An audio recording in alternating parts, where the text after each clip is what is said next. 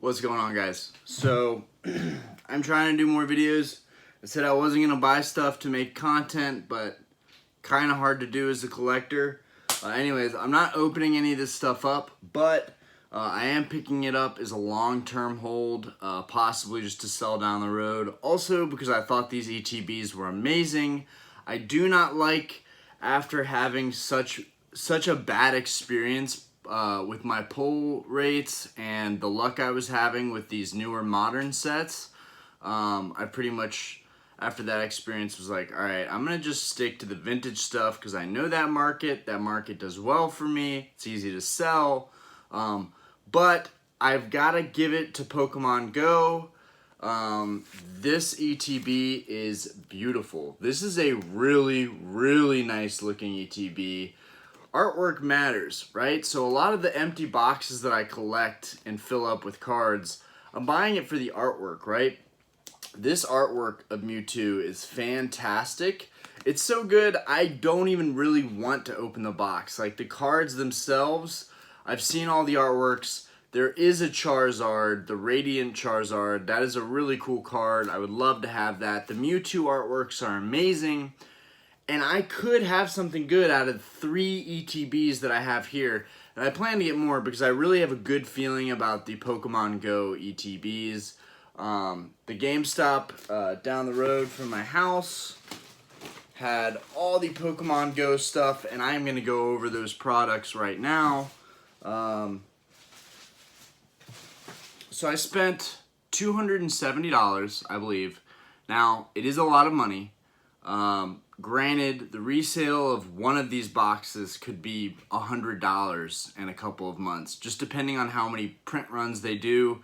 From what I understand, what my friends at GameStop told me, they told me that they were not getting another run of these, that this was it. That's probably not going to be the case in the end, but I'm just going to take their word for it. So first off, you've got the ETB, okay?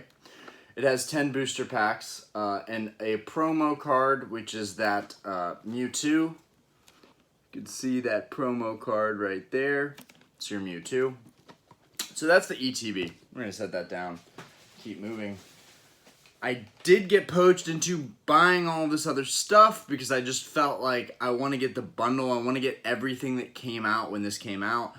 Here's the thing. It's so easy to spend a lot of money on one vintage card. Like, a lot of money on one single card. Whereas the modern stuff, you can get a lot more bang for your buck, so it could be a less risky long-term hold. I'm just thinking in terms of, like, the cards that I've bought recently, like a first edition holographic card. Yes, that card is fundamentally always going to be more valuable and rarer, but hey, no, Callie, no. But one day that could be the case for some of these products. So the next product I'm going to talk about is this Radiant EV box.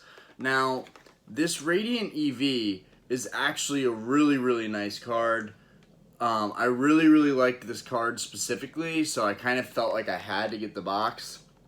I don't know if you guys can see that card in the middle, but yeah, this is like gift boxes like these have a potential to have a really high value down the road. I think a lot of longtime collectors have just gotten used to buying all the products that come out with a new set release and just storing them or putting them in storage bins. I think at one point I may have to do that, just buy plastic storage bins and store all this stuff away. But yeah, you've got your 8 booster packs in here. You've got that really cool Radiant EV and a little pin. Some people, you got that pin right here. Some people are very serious about collecting their pins. I don't really care for this box all that much. I think it's cool. I'm sure it'll go up in value. It reminds me of the EV Evolution boxes. I'm trying to think. Yeah, there's one right behind me. That little, you can't see it because there's booster boxes in front of it. But you see that little blue lit box? That's a gift box from the EV Evolution releases that came out with the recent sets. I think it was like right after Evolving Skies, maybe. Maybe around the time Brilliant Stars came out. I'm not entirely sure, but this is very similar. And then there's 3 of these boxes that all have, it looks like a Zapdos pin, a Moltres pin, and an Articuno pin. So I'm going to talk about these. It's actually easier to show that to you from the side profile. They've got different colors. I got one of each. It's kind of weird because the characters aren't like cartoons anymore per se. It's like way closer to anime now, to like real anime.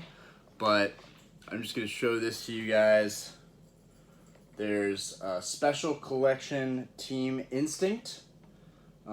You've got 6 booster packs and the trainer Spark, I guess, and his promo card right here. Special Collection Team Valor.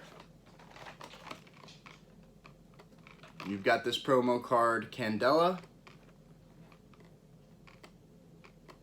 I remember the first time I saw this Candela card was in Leonhardt's video when he got a box from someone that happened to have a Candela card in it.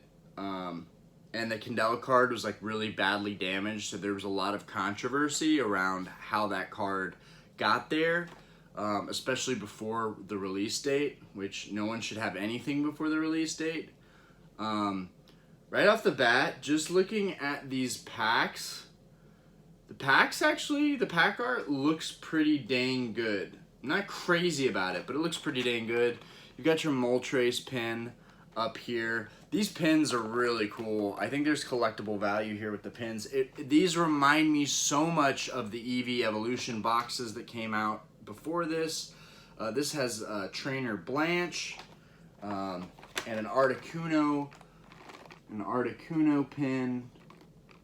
So some pretty nice stuff there. And then on top of that, they had, I wanted to leave 2 ETBs there just in case other kids went in.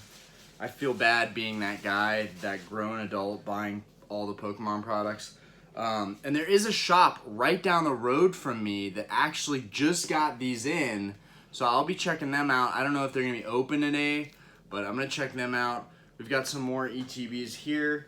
And I am going to be storing all of this stuff. And then, of course, I have my receipt. And if you're collecting for a long time, you definitely want to keep all of your receipts for all this stuff. Just makes it a lot easier to track your value. But yeah, short video. Just wanted to show you guys this stuff.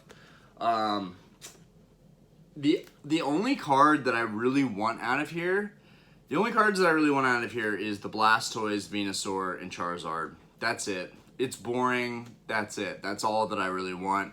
I love the Mewtwo artworks. I'm just not crazy about them. And I like how this box looks so much with the blue and the black and then the stars. I don't know if you guys can see there's little white dot stars on this. It's a really, really nice box. I think, Pokemon Go became really big in 2016. So that was pretty crazy. But anyways, I was never really too much into Pokemon Go. I did it for a little while, but yeah, it was always just the cards for me and the Game Boy games. Anyways, let me know what y'all's thoughts are. Is this kind of a hype train thing where people are FOMO buying, myself included? Or do you think this is going to be a good investment? Do you think this is going to be a good investment? I think it's going to be a good investment. Obviously, I'm buying it and I'm not opening it for, years and years. I felt this way. The only other ETB selection that I felt this way about recently was the 25th anniversary Pokemon Celebrations packs. You could only get them pretty much out of these ETBs. And for that reason, I feel very similar about this Pokemon Go run. Because it is in this exclusive boxing stuff that you have to get these packs and you can't get them in singles, that makes me feel like it's more of a limited run type of deal. And I have seen those Radiant Charizards fetching premiums right now, so that's pretty crazy. The artwork itself, I don't know. Like, I don't know how I feel about the Pokemon Go symbol being in the card itself. I don't know if I really like that all that much. I think my game plan is gonna be pretty steady from here on out. Like, my collection's all over the place. Like I don't have a method to collection. I like theme decks and I like older cards, mainly Charizards. Like, I am very basic in the sense that I really like Charizards. Like, the original Charizards, whether it's base set unlimited, shadowless, or first edition. Base set unlimited is kind of my favorite right now because that's the artwork that I kind of had, that I grew up around. I never had shadowless cards. I never had first edition cards. So that was really before my time getting into it. Furthermore, it's really expensive to get a shadowless Charizard. It's really expensive to get a first edition Charizard. It costs as much as a car to get a first edition Charizard. To get a beat up Charizard, it costs thousands of dollars. To get a mint one, it costs $10,000 or more. No, that's in a PSA 7 or 8. To get a mint one, like a PSA 9, that would be around $30,000 or $40,000 for a first edition Charizard. And to get a truly mint 10, it would be, $250,000, $500,000. But I think one day the base unlimited Charizards could follow that trend. And so I'm going to stick with them. And honestly, I really like the graded cards. Like, recently I've gotten more into wanting graded cards.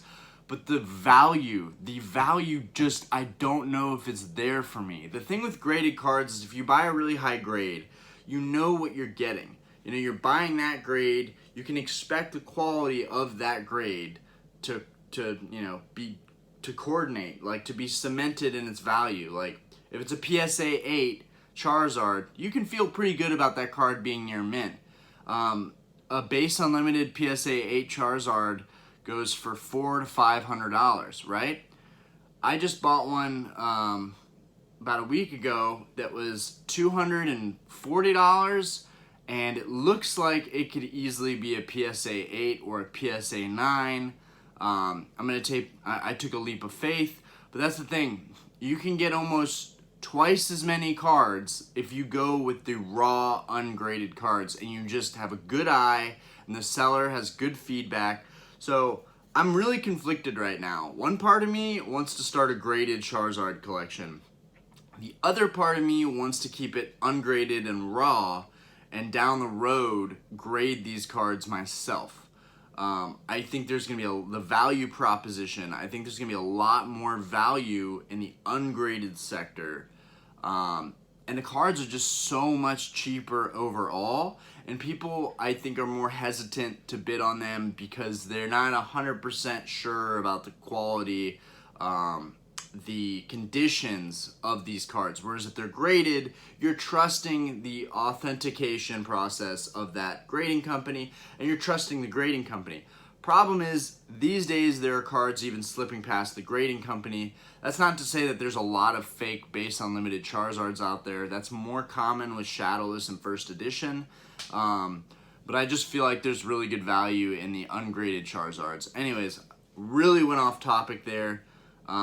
That's just kind of like my game plan in the long term. I will be collecting this modern stuff, but I just never really had crazy luck pulling the modern cards. I do have a lot of great pulls with the modern sets. You can see those in my older videos, but it's not for me. It's not for me right now. So I'm gonna store all this stuff. It's really cool that I got it. I got a little bit of everything here. And who knows, maybe amidst all this hype, I'll get a couple more Pokemon Go ETBs, and I'll open a couple of these on here. But more likely going to sit on them and sell them for profit down the road. That's the responsible thing to do. Anyways, guys, thank you for watching the video. I hope it was somewhat informative. Try to give my opinion on this Go set that's come out. Again, I'm not a crazy fan of it, but it does have a lot of correlation with the 25th anniversary celebrations set that came out about a year ago. So Anyways, guys, peace out. Thank you for watching the video. I don't like being that person to be like, hit the like button, make sure to subscribe. Like, that's kind of common sense. If you're on YouTube, you would hope people are liking your videos, subscribing, commenting. But if you guys do want to let me know your thoughts, I love when people reach out and let me know their opinions of certain sets and stuff. Don't be shy, guys. I love the interactions. Anyways, peace out, and thank you for watching my videos.